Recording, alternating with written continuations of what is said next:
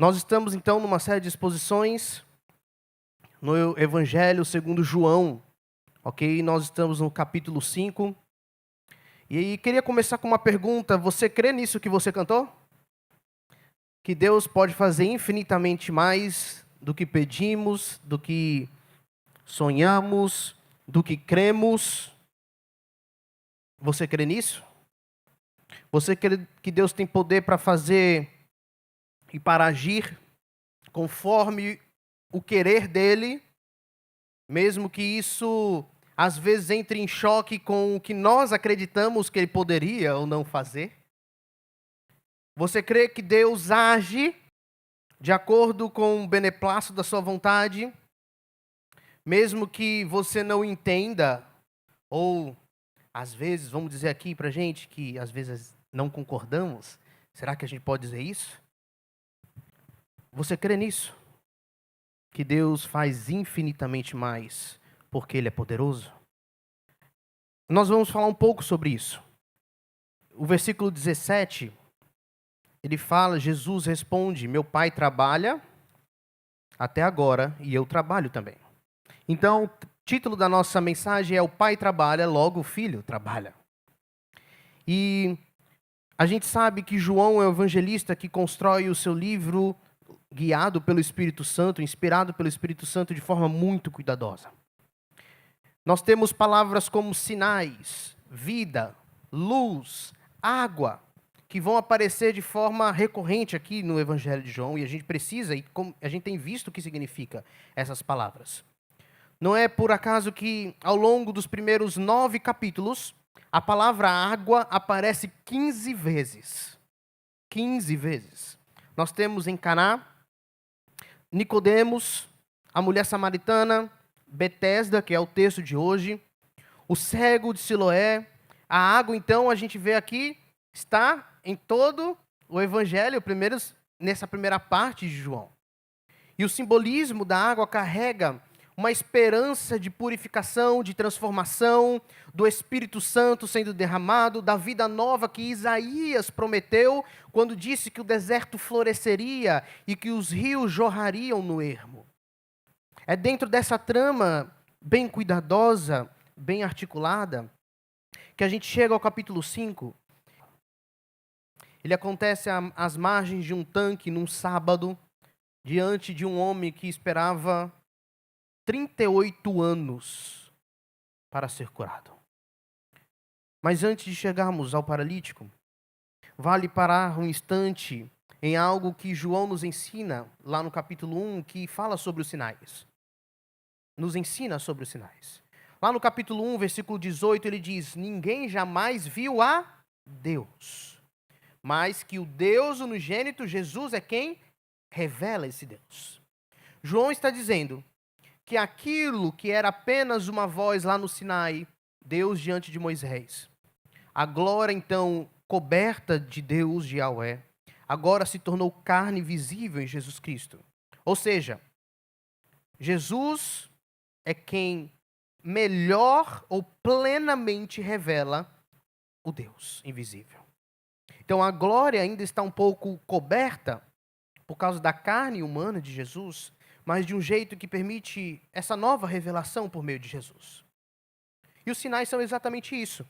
Os sinais são os lampejos dessa glória diante dos nossos olhos, diante dos olhos daqueles que estavam enxergando o milagre.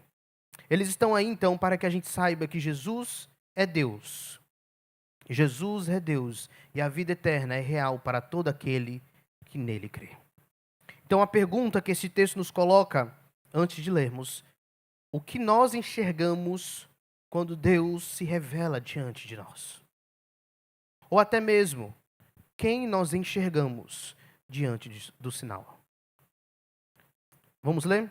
João capítulo 5, versículos de 1 a 18. A palavra do Senhor diz assim: passadas estas coisas, havia uma festa dos judeus, e Jesus subiu para Jerusalém. Ora, existe ali, junto à porta das ovelhas, um tanque chamado em hebraico Betesda, o qual tem 5 pavilhões. Nestes fazia uma multidão de enfermos cegos, coxos, paralíticos, esperando que se movesse a água, porquanto um anjo descia em certo tempo, agitando-a, E o primeiro que entrava no tanque, uma vez agitada a água, sarava de qualquer doença que tivesse. Estava ali um homem enfermo havia 38 anos. Jesus, vendo deitado e sabendo que estava assim há muito tempo, perguntou-lhe: Queres ser curado? Respondeu-lhe o enfermo: Senhor, não tenho ninguém que me ponha no tanque quando a água é agitada, pois enquanto eu vou, desce outro antes de mim. Então lhe disse Jesus: Levanta-te, toma o teu leito e anda. Imediatamente o homem se viu curado, e tomando o leito, pôs-se a andar. E aquele dia era sábado. Por isso disseram os judeus ao que fora curado: Hoje é sábado, e não te é lícito carregar o leito. Ao que ele lhes respondeu: O mesmo que me curou me disse: Toma o teu leito e anda. Perguntaram-lhe eles: Quem é o homem que te disse: Toma o teu leito e anda? Mas o que fora curado não sabia quem era, porque Jesus se havia retirado por haver muita gente naquele lugar. Mais tarde, Jesus o encontrou no templo e lhe disse: Olha que já estás curado, não peques mais, para que não te suceda coisa pior. O homem retirou-se e disse aos judeus que fora Jesus quem o havia curado.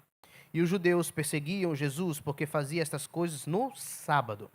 Mas ele lhes disse: Meu pai trabalha até agora, e eu trabalho também.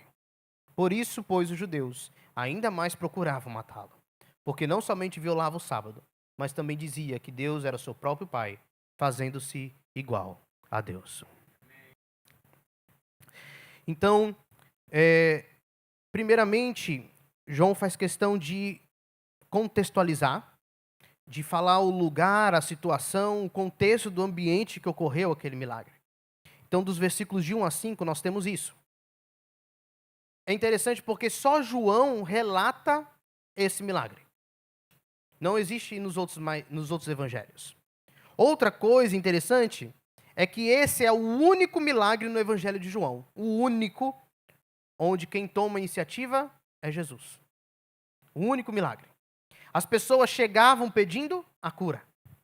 Nesse, Jesus foi até a pessoa e ofereceu a cura. Então, Jesus vai direto e não espera um pedido. No versículo 1, então, nós temos aí que havia uma festa dos judeus e Jesus subiu para Jerusalém. Então, depois de mais ou menos 4 meses na Galileia, onde ele tinha curado o filho do oficial do rei, Jesus, então, volta para Jerusalém por causa de uma festa dos judeus. Jesus era judeu, certo? Então, ele sempre seguiu a lei de Moisés, que dizia para o judeu voltar para Jerusalém pelo menos 3 vezes ao ano para as 3 grandes festas: Páscoa, Pentecostes, Festa dos Tabernáculos. Não sabemos ao certo qual era a festa aqui, João não fala. Provavelmente, pelos cálculos que a gente tem, era a Festa dos Tabernáculos mesmo. Mas se fosse muito importante saber a festa, João falaria qual era. João teria dito, como fez em outras ocasiões, falando que era Páscoa, falando que era Pentecostes. O ponto principal era que Jesus subiu para Jerusalém. E parece até que a festa era realmente secundária no propósito de Jesus. Ele diz que havia uma festa e Jesus subiu, mas logo a gente consegue entender que a festa não era o principal para Jesus ali. Jesus havia ido por um outro motivo para aquele lugar. Ele precisava revelar sua glória para alguém. Ele precisava ter encontros com algumas pessoas. Então, no versículo 2, mostra o lugar onde ficava esse tanque, onde esse homem estava. Junto à porta das ovelhas, lugar chamado Betesda, o qual tinha 5 pavilhões.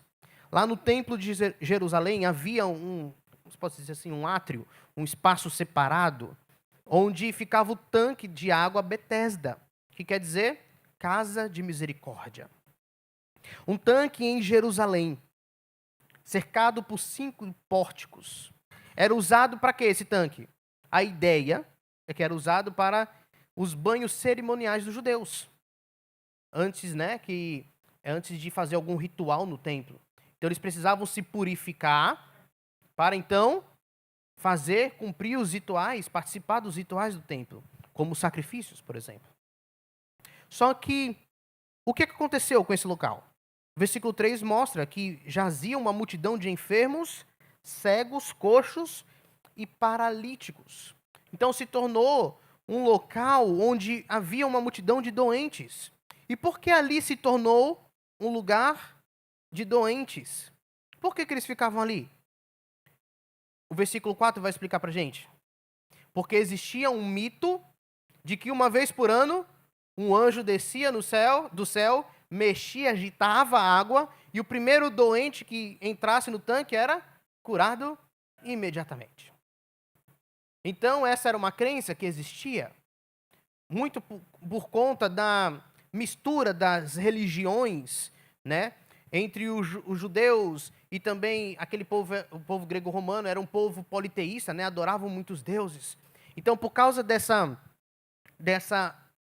união, dessa junção de religiões, nós temos aqui essa crença, uma superstição, certo? Então, era uma superstição porque a gente sabe que isso não bate com o Deus que a gente crê. Não tem muito a ver com o caráter do Deus que nós cremos. Como se Deus fizesse uma corrida para a cura. Vamos lá, vou deixar aqui, vou mexer, vamos ver quem ganha essa corrida para que o primeiro eu ofereça a cura. Primeiro eu atendo. Jesus mostra exatamente o contrário. Ele foi a quem ele quer curar. Ele planejou curar alguém. Então, por causa dessa crença, havia uma multidão de doentes ao redor do tanque. Entre eles, um homem que estava lá há 38 anos. Rapaz, é tempo, viu? Imagine, 38 anos, mais do que o meu tempo de vida. A gente sabe que ele não era paralítico de nascença. A gente consegue perceber no texto. Ele ficava no seu leito. O leito era uma espécie de manta grossa feita de lã, certo? Então o que eles faziam? De dia, eles deitavam em cima do leito, ficavam lá. À noite, usavam o leito para se cobrir do frio. Ele não andava. Se quisesse se mover, o que ele tinha que fazer? Se arrastar. Ele não tinha amigos que o ajudasse, provavelmente também já estava abandonado pela sua família. E um ponto que a gente precisa destacar aqui é que provavelmente aquela doença foi consequência de algum feito daquele homem, de alguma ação daquele homem. Nós não estamos defendendo, nem o texto vai falar isso, que toda doença é consequência de pecado. Isso seria loucura, a gente defender algo desse tipo. Mas algumas vezes, como parece ser o caso desse homem, por causa do que Jesus fala depois quando reencontra ele, parece que essa doença tem a ver um pouco com aquilo que ele agiu, o pecado que ele cometeu. Mas, meus irmãos, a gente pode criar um paralelo aqui com a humanidade. Parece uma imagem, um quadro pintado da miséria e da impotência humana. Esse tanque de Betesda. Os seres humanos doentes de alma, sem poder parar, sem poder se curarem a si mesmos, eles não tinham poder para isso, eles buscam, eles então começam a criar, começam a crer em realidades impossíveis, logicamente ridículas, como por exemplo um anjo descer do céu, agitar água e o primeiro ser curado ali. São os tanques das falsas esperanças, construídos e rodeados por aqueles que buscam a verdadeira esperança, mas sem saber onde está essa esperança. Então eles começam a crer em superstições, em misticismo, em falsas verdades. A humanidade então busca resposta para os seus problemas fora da realidade possível instituída por Deus para solucionar esses problemas, porque eles estão cegos. Eles não conseguem enxergar. A gente vai ver muito disso, por que eles não conseguem enxergar. Então, assim como nós precisamos da mão graciosa do Senhor para enxergarmos a loucura das falsas esperanças que criamos e que cremos antigamente, eles também precisam. A humanidade precisa e eles precisavam. Nós que vimos a glória de Cristo e precisávamos disso, eles também precisam dessa glória de Cristo. Aliás, Deus, por meio de Paulo, diz: todos pecaram e carecem da glória de Deus. A glória de Deus é necessária para que a gente enxergue. João, então, não está à toa mostrando os sinais. Ele está mostrando a glória de Deus. Mesmo que em raios curtos, porque é o que o ser humano precisa para crer e ter a vida eterna. E não somente parar na salvação. Às vezes a gente acha que a glória de Deus é somente para a salvação. Mas é o que nós continuamos precisando para vivermos em santidade ao Senhor. Para enxergarmos a realidade com os olhos do Senhor.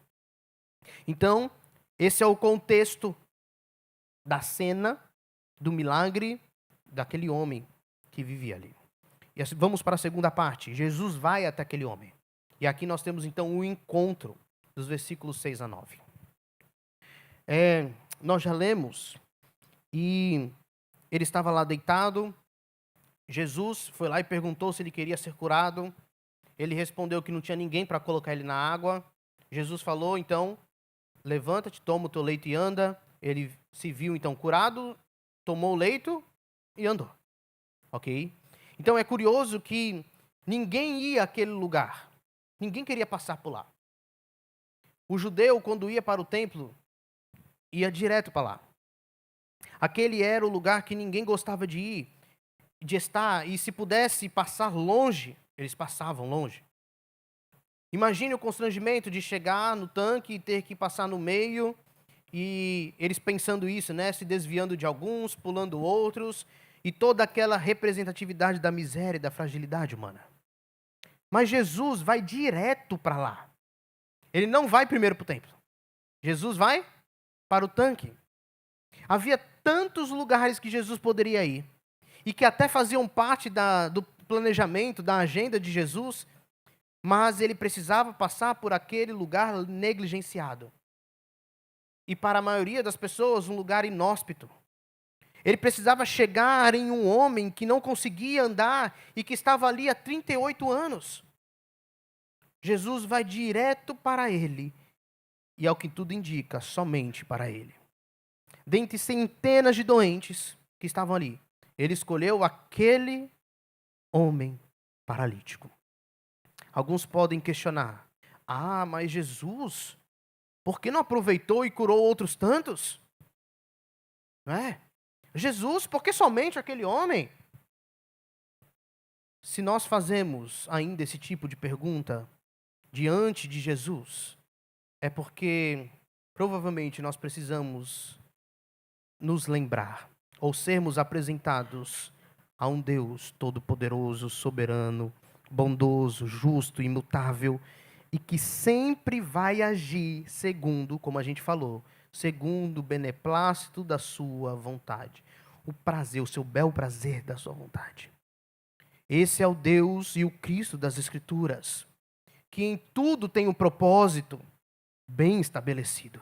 Ele não faz as coisas somente por fazer. Vamos ver no que dá. Não. Jesus tem um propósito.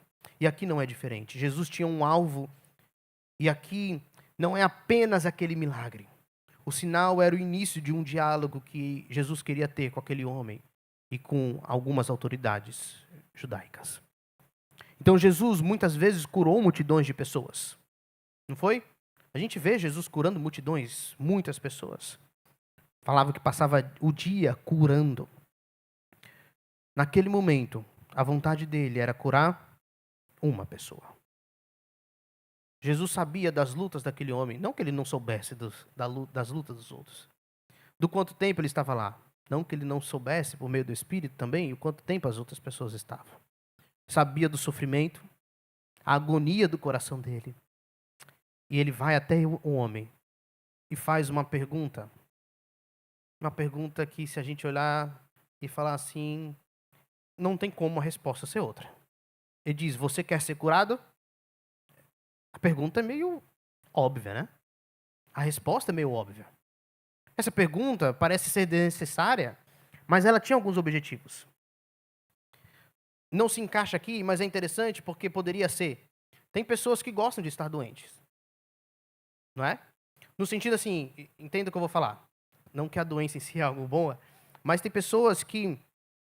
Eu já encontrei pessoas assim, que por estar em uma posição de receber atenção, de receber cuidado, então ela preferia ficar naquele estado. Não é que ela não queria melhorar, mas para ela estava tudo bem estar ali. Ela recebe atenção, as pessoas faziam as coisas por ela, ela não tinha que fazer muitas coisas, ter muito trabalho, então para ela estava tudo bem. Mas a gente sabe que esse não é o caso, porque o homem queria. Na final, ele estava ali no tanque exatamente porque acreditava que algum dia, talvez, poderia rolar, ir até o tanque, cair no tanque e ser curado. O objetivo de Cristo era provocar a fé naquele homem, a esperança nele, com essa pergunta.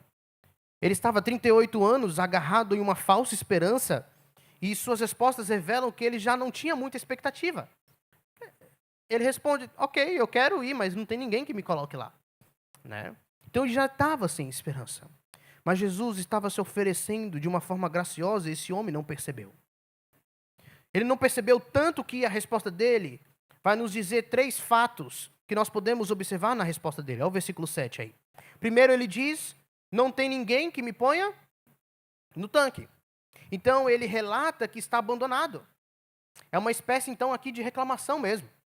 Não tem ninguém. Senhor, minha família já desistiu de mim. Não querem mais saber de mim. Não tenho amigos, ninguém próximo que me auxilie. Aliás, todos aqui querem também ser curados, então ninguém vai me ajudar daqui, né? Para ir. Cada um por si. Segundo, quando a água é agitada. Então ele vai falar assim, não tem ninguém que me ponha no tanque quando a água é agitada. Isso revela também o quê? Aonde estava a esperança, a confiança daquele homem. Que era no tal anjo que agitava ali, daquelas águas ali. Ele ainda acha que só essas águas poderiam curá-lo. E o terceiro, ele diz, enquanto eu vou, desce outro antes de mim. Eu dependo de mim mesmo, Senhor. Eu estou literalmente aqui sem expectativa alguma. Eles não respeitam quem não pode se mover direito. Todos buscam a mesma coisa, ser curado. Todos pensam em si mesmos, em salvar sua própria pele, em ter sua própria felicidade. Ele teve quantas tentativas? 38 tentativas. Uma vez por ano. Ele teve 38 tentativas, todas elas frustradas. Então Jesus cura aquele homem.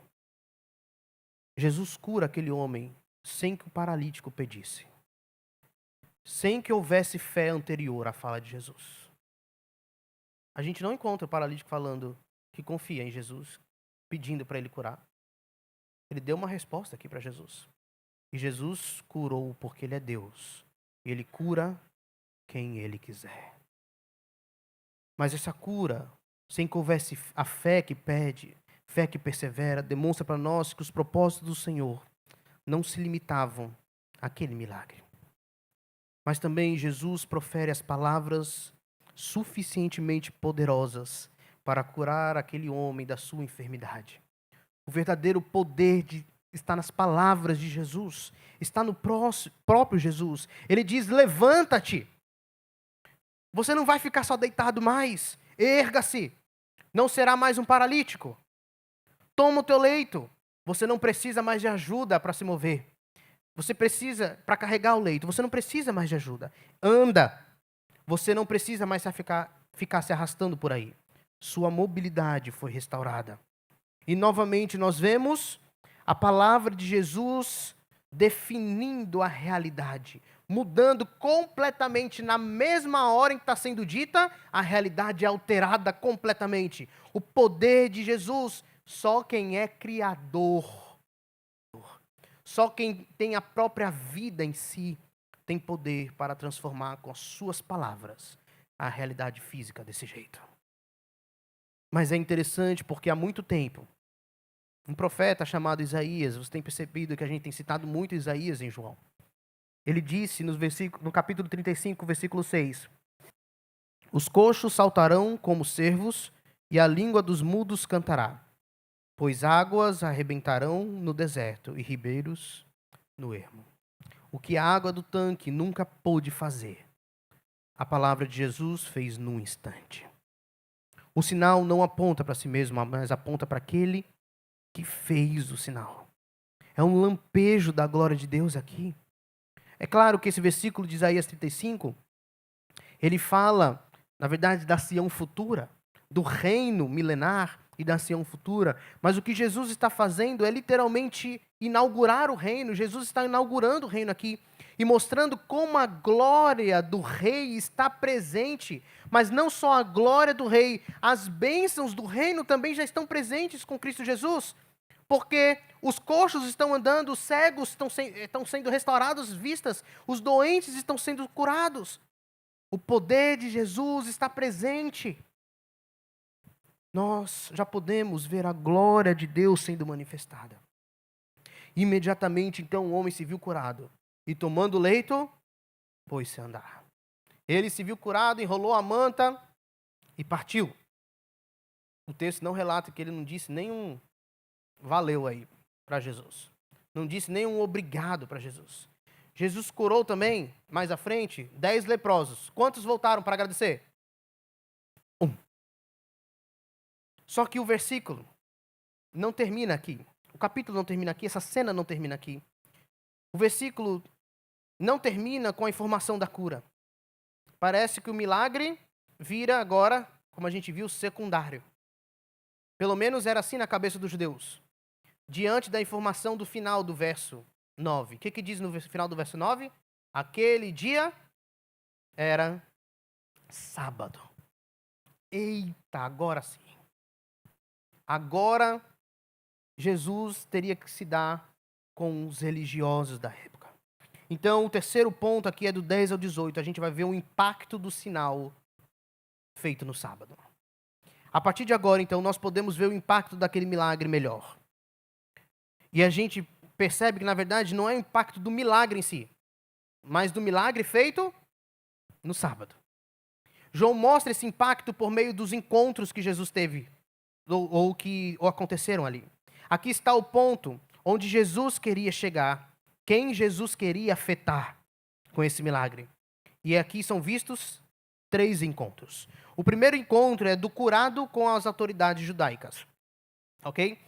É só citado judeus aí, ok? Mas pelo contexto e pelo que vem depois de João e que vem antes, a gente sabe que aqui são as autoridades judaicas, tá bom? Então ele fala judeus, mas principalmente as autoridades judaicas. Então o versículo 10 diz aí: por isso disseram os judeus ao que fora curado: hoje é sábado e não te é lícito carregar o leito. É como se chegasse e falasse assim: você não sabe que você está errado? Que é contra a lei carregar o leito no dia de sábado? E, sinceramente, a lei estava do lado das autoridades judaicas. Não trabalhe no dia de sábado. Em Deuteronômio diz para cessar a obra no dia de sábado. Neemias repreende o povo para não levarem fardo no sábado. Jeremias também diz que não deveriam carregar coisa alguma no sábado.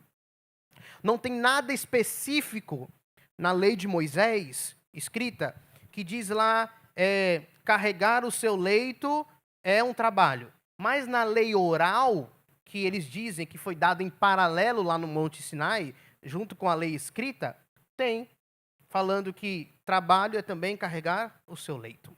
Ok? Então, pela lei de Moisés, eles estavam corretos. Mas eu não sei se vocês acharam algo estranho aí. Quando eu me deparei e comecei a estudar, eu achei muito estranho isso. Com certeza, esse homem era conhecido por estar ali. 38 anos. Ele era conhecido das pessoas. Nós conhecemos as pessoas do bairro, não é mesmo? A gente vê as pessoas. Nós conhecemos até mesmo os pedintes, os moradores de ruas, os doentes. Ainda mais há 38 anos no mesmo local. Ele era conhecido. Então, logicamente, qual deveria ser a pergunta inicial daqueles? Qual deveria ser a constatação deles? O que aconteceu com você? Quem te curou? Ou até mesmo, quem te colocou na água? Talvez. Mas não foi essa a pergunta. A pergunta é: por que você está carregando o leito? Você não sabe que é dia de sábado? O legalismo está tão enraizado que cega para aquilo que deveriam enxergar. Eles deveriam enxergar a cura, o milagre, o sinal, a glória revelada. E o legalismo é perigoso exatamente por isso. Ele foca nas coisas erradas. Havia um homem passado 38 anos paralítico, acabara de caminhar pela primeira vez, e o problema para eles era o leito sendo carregado no dia de sábado. O sinal estava diante dos olhos, e eles não enxergaram nada além da violação de uma regra. O legalismo foca sempre nas coisas erradas. E o mais interessante, usa o nome de Deus para dizer o que é mais espiritual, enquanto perde o foco do que realmente importa. A grandeza do milagre, da glória de Deus está encoberta para todo aquele que acredita que são certas regras a fonte da santidade de alguém, de relacionamento com Deus, e não o próprio Senhor Jesus Cristo. Meus irmãos, isso pode acontecer de forma tão sutil e natural na nossa vida. Já presenciei afirmações do tipo: por que essa pessoa anda tão triste? Chorando. Ela não tem o Senhor? Quem tem Cristo precisa ser feliz. Pasmem, isso foi dito no culto fúnebre. Às vezes, aquela pessoa na sua solidão, na sua tristeza, está tão próxima do Senhor, sendo amparada, consolada e diante da presença de Deus. Às vezes, quem está sorrindo está tão distante do Senhor. A tristeza pode esconder aos olhos das outras pessoas, pode esconder a contrição, o lamento da pessoa, mas o riso frouxo também pode esconder o vazio de uma pessoa. Às vezes sorri e com a mesma boca condena os irmãos. Esse é o cuidado que devemos ter com o legalismo. De criarmos padrões de santidade que não são os padrões do Senhor. E esses padrões vão nos impedir de enxergar a presença de Deus, de enxergar a cura, a ação do Senhor, a transformação que faz em nossos irmãos. A religiosidade, então, pode nos impedir de enxergarmos a verdade, de enxergarmos a glória bem à nossa frente. E aí a gente pode dizer: mas Senhor, mostra-me tua glória, sendo que ela está presente a todo momento, mas a gente não enxerga. No versículo 11, ele respondeu: o mesmo que me curou me disse, toma o teu leito e anda. Então o que ele faz? Ele joga a culpa, né? Ele joga a culpa para Jesus. Foi quem me curou que disse para eu ir. Mesmo sem saber quem ele era, ok? Ele não sabia ainda que era Jesus. E aí no versículo 12, as autoridades judaicas voltam a responder: quem é o homem que te disse isso? Toma o teu leito e anda. Você percebe que a cegueira continua? Porque ele diz: aquele que me curou disse, toma o teu leito e anda. E eles focaram onde? Quem te disse para tomar o leito e andar? Não é quem te disse para andar. O pior, o mais surpreendente é você estar andando no dia de sábado carregando o leito. Não a cura que aconteceu com você. Olha a mente dessas pessoas. Eles continuam não se interessando pelo milagre. João explica no versículo 13. O que fora curado não sabia quem era. Porque Jesus havia se retirado por haver muita gente naquele lugar. Depois de Jesus curar, provavelmente muitos devem ter visto, muitos devem ter tentado ir até Jesus para serem curados, mas essa é mais uma prova que Jesus tinha ido ali somente para curar aquele homem e para ter alguns encontros que ele precisava. E agora começam os encontros de Jesus. E um próximo encontro é de Jesus e o curado. Versículo 14, ele fala aí: Jesus encontrou ele no templo e disse: olha que já estás curado, não peques mais para que não te suceda coisa pior. Então Jesus foi atrás. Talvez aquele homem achasse que já tinha recebido tudo o que precisava com a cura. Certo? Estava 38 anos querendo ser curado, recebeu a cura, estou salvo. Mas não era bem isso. O bem mais precioso que ele poderia ter não era esse. Jesus vai mostrar que o que é mais importante é a transformação do coração e não do corpo. Mas note aqui a informação, que aquele homem estava no templo. Antes ele não podia entrar no templo. Por quê? Os enfermos não poderiam entrar no templo. Então Jesus o adverte com 3 verdades. Primeiro, olha que você já está curado. Olhe para você. A cura veio.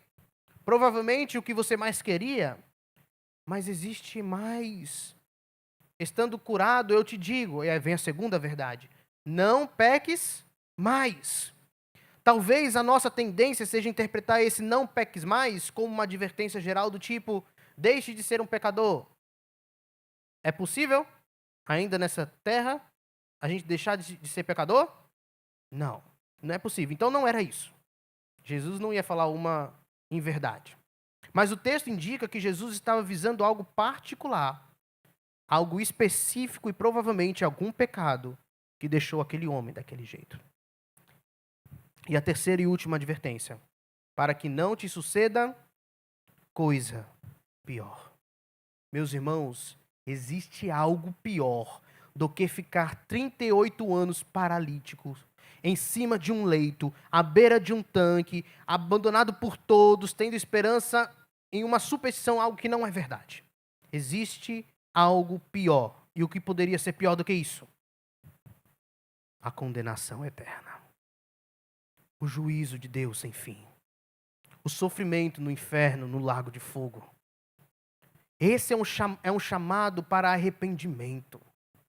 E para ter arrependimento precisa ter confissão de pecados e entendimento de que o salário do pecado é a morte, mas o dom gratuito de Deus é a vida eterna em Cristo Jesus, nosso Senhor.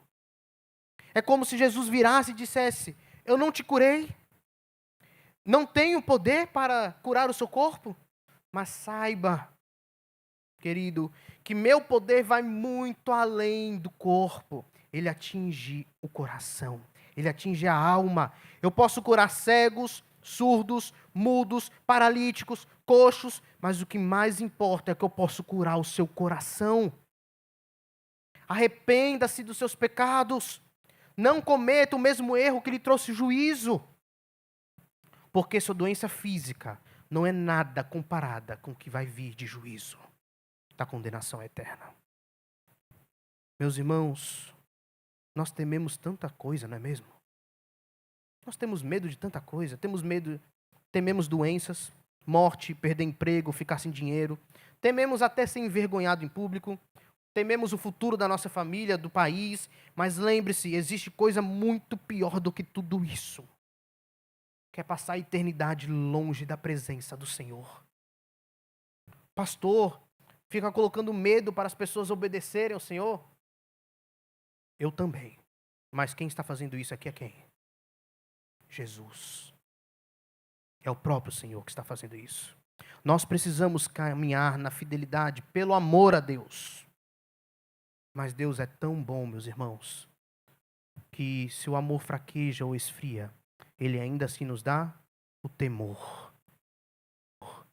Tente sempre andar pelo amor, mas nunca negligencie o temor a Deus. Como aquele homem reagiu? Agora sim, ele vai ouvir, vai se entregar a Jesus. Pronto. Não. O homem, versículo 15, se retirou e disse aos judeus que fora Jesus que o havia curado. Ele não deu ouvido a Jesus e ainda por cima é fofoqueiro, traidor. Foi falar quem era. A gente chama de X9, né? Aqui. E aí nós temos o terceiro encontro. E último, Jesus e autoridades judaicas. Judeus perseguiam Jesus porque faziam essas coisas no sábado. A cegueira continua. Eles ainda focam no que não deveriam focar. Ainda estão cobrindo os olhos com religiosidade barata, com legalismo, cegando a visão da glória de Cristo. Jesus então responde, e nós chegamos então ao ponto central do texto. O ponto central do texto é essa resposta de Jesus, onde Jesus realmente queria chegar com esse milagre, e o dia que ele escolheu para realizar esse milagre. Jesus disse, versículo 17, meu Pai trabalha até agora, e eu trabalho também. Parece simples essa resposta de Jesus, mas não era simples. Nenhum judeu ousaria chamar Deus de meu pai da forma que Jesus estava chamando. E os judeus entenderam imediatamente o que estava sendo dito. O que Jesus queria dizer. Jesus usa de uma resposta aqui, meus irmãos, que é magnífica. Ele não apenas se iguala a Deus, não é só isso, ele também faz isso, mostrando que ele era seu pai, como o último versículo vai dizer na explicação de João. Mas também, essa frase é um tipo de desafio que nenhum judeu ousaria aceitar. Nenhuma pessoa ousaria aceitar esse desafio de Jesus. É como se ele dissesse: eu trabalho porque meu pai trabalha. E ele quer trabalhar e tem trabalhado. Então é como se Jesus falasse assim: se estão me condenando por curar no sábado, vocês precisam também condenar o pai. Ele trabalhou na cura. Logo, eu trabalhei na cura. O que o pai faz, eu faço. Jesus está dizendo. E Jesus ainda vai desenvolver isso nos versículos seguintes. Ele diz: o filho vivifica os mortos assim como o pai vivifica. O pai a ninguém julga, mas confiou todo o julgamento ao filho. O filho deve ser honrado da mesma forma que o pai. Agora os judeus mudam o motivo da perseguição e do porquê desejavam a morte de Jesus. Antes era o trabalho no sábado. Agora é porque ele se fez igual a Deus. E o último versículo diz: por isso, pois, os judeus ainda mais procuravam matá-lo, porque não somente violava o sábado, mas também dizia que Deus era o seu próprio Pai, fazendo-se igual a Deus. Meus irmãos, esse é um texto que fala sobre a divindade de Jesus. Eu queria terminar trazendo algumas verdades para a gente. Primeiro, enfatizando algumas que a gente já falou e outras novas. Primeiro, o legalismo nos faz enxergar as coisas erradas. Vamos enfatizar isso. Os judeus do texto são um espelho que é incômodo para nós. Porque é fácil apontar para eles e dizer que eles eram cegos. Mas a gente sabe que o legalismo não é um problema exclusivo do primeiro século, daquele tempo lá. Ele acontece sempre que o foco das pessoas passa a ser o estilo, a forma, a tradição. E perdemos de vista o que Deus está fazendo. A pergunta, então, que o texto nos faz é: onde está o nosso foco diante do que Deus tem feito na nossa vida? Em que temos focado? Nos nossos padrões ou no que Deus é e naquilo que Ele mostra para nós? Porque o legalismo nos leva a querer mudar até mesmo Deus conforme a nossa vontade. E novamente o ser humano faz isso com muita naturalidade.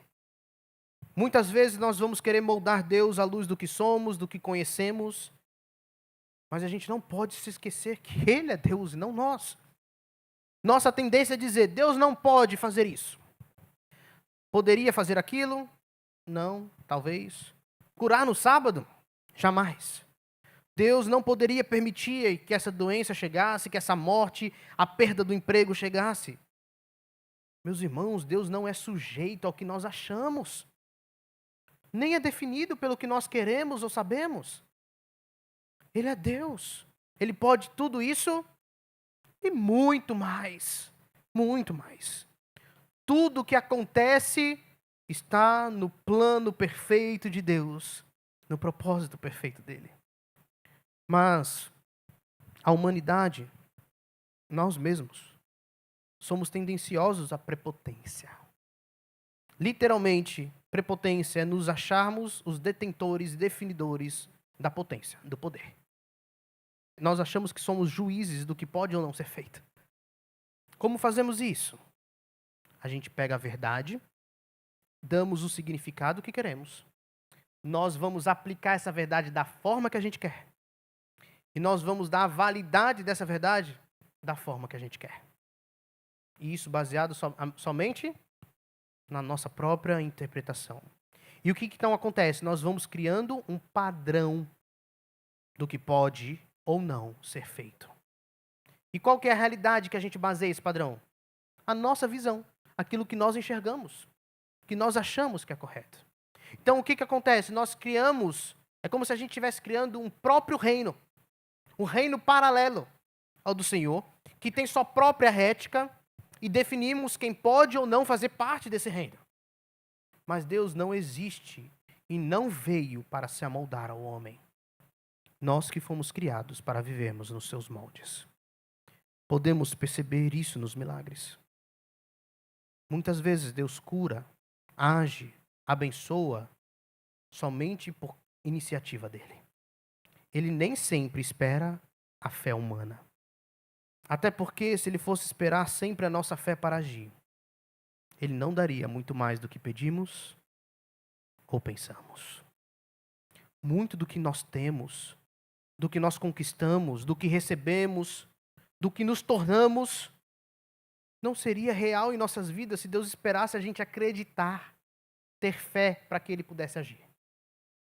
Quem aqui já vivenciou uma situação que, ao se deparar com essa situação, começa a se indagar do porquê aquilo está acontecendo, e aí começa a reclamar, começa a dizer por que esse sofrimento, mas depois você entende, começa a entender, Deus vai dando o entendimento e a confiança que Deus estava te abençoando, mesmo sem você crer naquilo. Vamos falar a verdade. O que seria de nós sem a graça de Deus? Que é o dom gratuito, que é o que Deus nos dá sem merecimento. A graça sempre antecede a fé. Enquanto quisermos então definir quem Deus é e o que Ele pode fazer, nunca veremos Ele como deve ser visto. E perderemos a glória revelada a nós naquilo que Ele faz. Deus trabalha, ou nós trabalhamos por Ele, sendo instrumentos em suas mãos, ou trabalhamos contra Ele e seu reino. A segunda verdade que eu queria destacar é que a indiferença é perigosa. Quem foi indiferente aqui? Tanto o paralítico quanto os judeus, né? Agostinho, ele escreveu o seguinte: a indiferença em relação ao bem já é um passo em direção ao mal. O homem curado no capítulo 5 foi indiferente. Dentre os 10 leprosos de Lucas 17, 9 viraram as costas, foram indiferentes. O que ele está querendo mostrar com isso? É que a indiferença não é neutra, meus irmãos. É um passo em direção ao mal. Por isso Jesus alerta: cuida para não pecares mais, para que não te aconteça algo pior. A gente sabe, quem crê tem a vida eterna. Quem não crê, será julgado. A indiferença não é uma zona segura, não. O conforto nem sempre é uma zona segura para estarmos. Às vezes, o conforto é um passo para a direção errada. Lembramos que não podemos ser indiferentes. É triste se você olhar por outro ângulo. Na verdade, é até desesperador. Alguém que viveu 38 anos de luta e estava ali aos pés de Jesus, que era o único que tem o poder de dar a vida e livrar ele da condenação eterna. Um lampejo da glória de Deus, igual a um raio que corta a nuvem, a gente vê por um instante. O sinal está lá. Deus está lá. Jesus se revelando, e Jesus diz: levanta-te, anda, não peques mais, mas esse homem não enxerga. Tudo indica que esse homem não creu no Senhor e foi para o juízo eterno. Eu creio que sua dor deve ter sido muito mais profunda do que de qualquer outro, porque Jesus o reencontrou e ainda o alertou: cuida para não pecares mais. Meu Deus. Ele poderia, ao invés de levantar e ir embora, ter se agarrado aos pés de Jesus. Poderia ter feito como a mulher samaritana. Poderia ter feito como o cego do capítulo 9, que viu com os próprios olhos, ele entendeu que estava diante de Jesus e disse: Deus está com ele. Deus está com ele. E depois confessou publicamente o Senhor Jesus. Meus irmãos, nós devemos lembrar que o mundo busca paz e felicidade. Mas não existe paz e felicidade a parte de quem Jesus é. Então a gente precisa lembrar que não podemos ser indiferentes. Escutemos o Senhor e sua palavra. E eu queria terminar com uma pergunta: o que Deus quer de nós? Primeiro, Ele quer que a gente creia que Jesus é o Filho de Deus. Existem muitas pessoas famosas, poderosas, importantes que mudaram o rumo da história, mas nenhuma delas é Deus, como Jesus é. E também, Deus quer que olhemos nosso coração e nos arrependamos dos nossos pecados. Nós não podemos negligenciar as bênçãos e a graça de Deus derramada sobre nós, para que continuemos sem pecar. Sim, olhar aquilo que Deus fez em nós é uma das melhores estratégias para lutarmos contra o nosso coração pecaminoso. Porque onde a gratidão reina, o orgulho e a vaidade se escondem. Então a gente olhar e ser grato ao Senhor ajuda a gente na luta contra o nosso orgulho. Mesmo assim, podemos dizer: Senhor, eu não estou conseguindo. Sou pecador, sou fraco. Como eu posso me arrepender e ser transformado? Primeiro, não se esqueça que aquele que disse não peques mais é o mesmo que disse: levanta-te, toma o teu leito e anda. A força vem dele, do Senhor. E o mesmo poder que o fez curar inúmeras pessoas é o poder que ele tem para nos ajudar e nos arrependermos e mudarmos de vida. Então essa mensagem é para você que sabe que é um pecador, que luta com pecados e carrega alguns fardos na sua vida, que muitas vezes se sente impotente à beira de um poço de falsas esperanças e pode se sentir abandonado. Essa mensagem é para você, essa mensagem é para nós. A mensagem de um Cristo que tem todo o poder e suficiente para mudar a nossa vida, não apenas para a salvação, mas para nossa contínua fidelidade no Senhor. O Deus criador dos céus, da terra, que sustenta tudo em suas mãos. O Deus que cura, que trabalhou e sempre continuará trabalhando. O Deus que morreu na cruz para perdoar esses pecados. Ressuscitou para aniquilar todo pecado. E está vivo e voltará para findar toda dor, pecado e morte. Essa mensagem é para você, é para mim. Precisamos desse Jesus. Amém? Vamos orar. Senhor meu Deus, nós somos gratos por aquilo que o Senhor fez em nós e por nós.